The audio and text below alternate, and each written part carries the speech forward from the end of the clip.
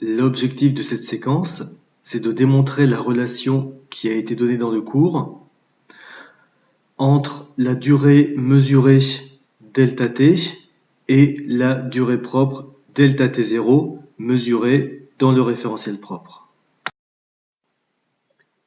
On commence par présenter le dispositif qui va nous servir pour la démonstration. D'un côté, une source et un récepteur qui sont associés pour émettre de la lumière et la recevoir. Et de l'autre côté, vous allez avoir un miroir qui va permettre de réfléchir la lumière. On va définir un événement qui sera donc l'événement A. Et cet événement A, il va correspondre à l'émission de lumière au niveau de la source, la lumière étant envoyée en direction du miroir. Voilà, la lumière va en direction du miroir. Au niveau du miroir, la lumière va se réfléchir, bien sûr, ce qui va permettre de définir un événement B. L'événement B, ce sera la réception de la lumière par le récepteur. Ces deux événements A et B permettent de définir une durée, ce qu'on va appeler la durée propre. On la note dans le cours delta T0. On parle ici de durée propre, puisque on s'intéresse au référentiel du dispositif. Dans ce référentiel, les événements A et B ont lieu au même endroit, au niveau de l'ensemble source-récepteur. On peut dire, on peut exprimer delta T0 en fonction de la distance parcourue par la lumière. Donc, si on appelle D la distance que vous avez entre le miroir et la source et le récepteur, à ce moment-là, la durée delta T0, c'est la distance qui a été parcourue, c'est-à-dire 2 fois D, divisé par la célérité de la lumière. Si on dit qu'on a fait le vide dans le dispositif, à ce moment-là, c'est la célérité de la lumière dans le vide. On va considérer ensuite la même situation, le même dispositif, mais vu d'un point de vue différent.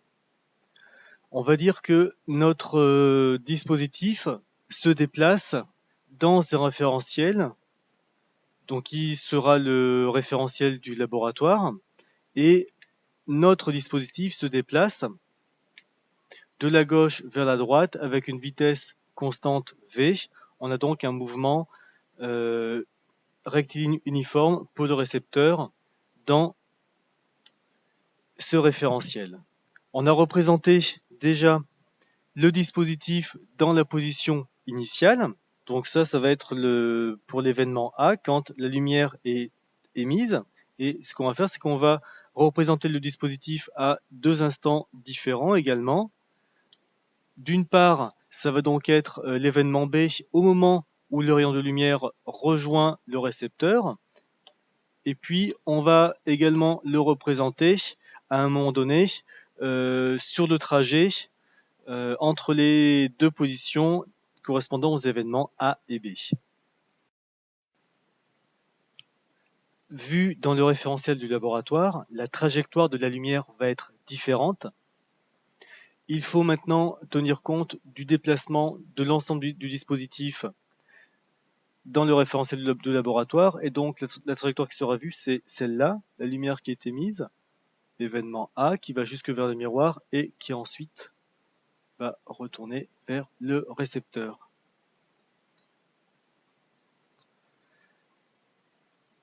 Alors, on est d'accord que dans cette situation-là, le dispositif s'est déplacé dans son ensemble d'une distance qui va être V fois delta T, delta T étant la durée qui sépare les événements A et B dans le référentiel du laboratoire. C'est ce qu'on appelle la durée mesurée. On va faire ensuite la même chose, exprimer delta T en fonction de la distance parcourue par la lumière et de sa célérité.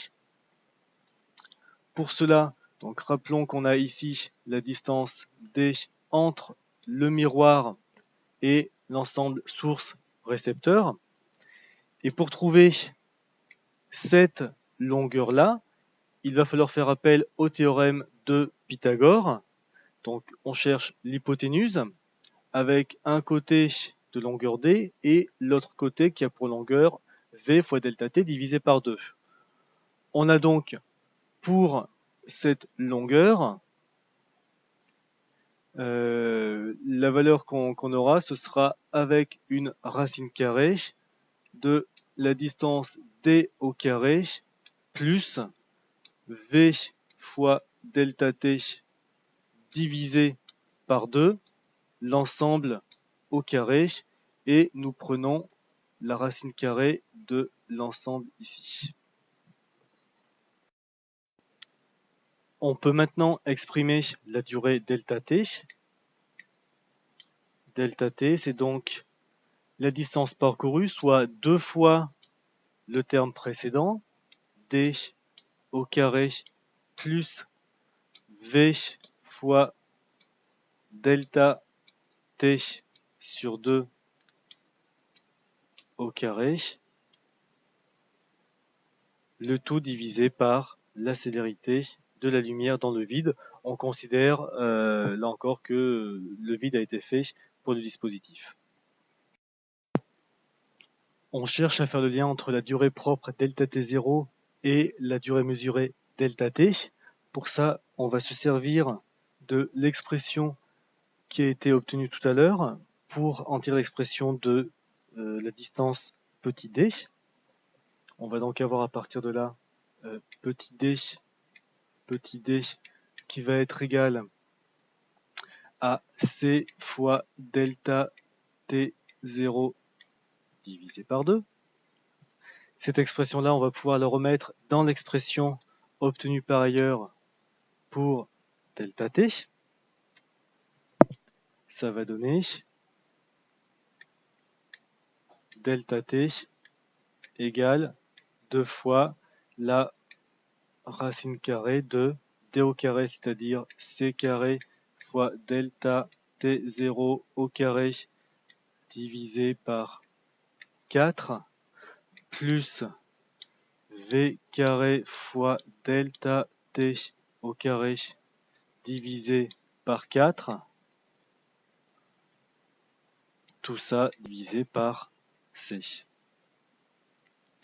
Cette expression peut être simplifiée, 2, 4 et 4 d'une part, et d'autre part, vous avez le c qui apparaît ici, qui va simplifier avec c au carré ici, et il nous restera ici c au carré au numérateur. On obtient donc l'expression suivante, savoir que delta t est égal à la racine carrée de delta t0 carré plus v carré sur c au carré fois delta t au carré. On peut prendre la racine carrée des deux membres pour obtenir delta t carré est égal à delta t0 carré plus v carré sur c carré fois delta t au carré. On va factoriser ce qui concerne delta t au carré. On obtiendra donc ici 1 moins v carré sur c carré, le tout facteur de delta t au carré, et ça c'est égal à delta t0 au carré. Et si on tient compte de tout ça, on va bien obtenir l'expression donnée dans le cours. On prend la racine carrée de chaque membre, delta t est donc égal à delta t0 au carré divisé par la racine carrée de 1 moins v carré sur c carré. C'est donc ce qu'on cherchait à démontrer.